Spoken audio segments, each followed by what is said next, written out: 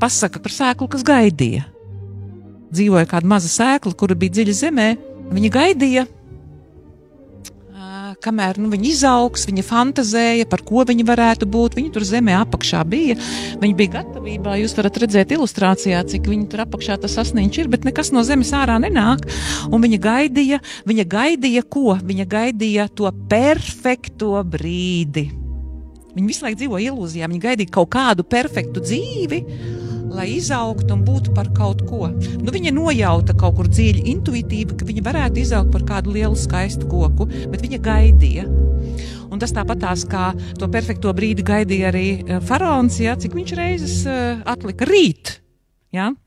Tas arī no Bībeles fantastisks dzīves piemērs, ja, kad viņam sūtīja visādas negācijas, bet viņš teica, rīt es atlaidīšu Izraēlu tautu, ja, un kā tas beigās notika. Un šeit arī sēkla, viņa gaida maza sēkliņa, tā arī mēs ļoti bieži gaidam perfekto brīdi. Mums ir zināšanas. Ak, Dievs, cik daudz mums ir zināšanas. Mēs esam tādu grāmatu izlasījuši, mēs tādu augstskolu beiguši, mēs tādu tehniku esam beiguši, ja? Un mēs gaidām kaut kādu brīdi, kad mēs sāksim pielietot, iedzīvināt to, ko mēs esam uzzinājuši. Ja? Viņi arī gaidīja. Un tad uzrodās viens mazs putniņš, es būšu tas putniņš šodien varbūt kādam, un viņš teica, ko tu gaidi? Ja tu tā gaidīsi, ja tu neaugsi, vienkārši neaugsi darbībā. Saprotiet, augt ir darbība. Stiepties uz augšu, ja?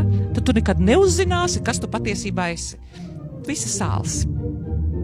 Ja tu neaugsi, tu nekad dzīvē neuzzināsi, par cik lielu un skaistu koku tu vari uzaugt.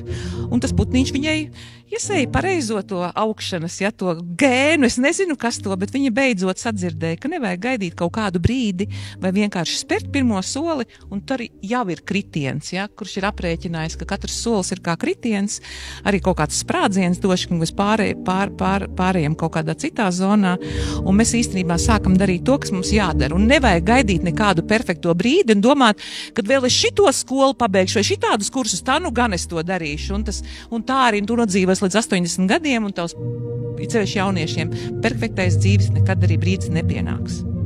Ir jāriskē, un tas ir jādara vienreiz, un tad tu tikai ieraudzīsi. Un ja tu vēl kļūdīsies, tas būs normāli.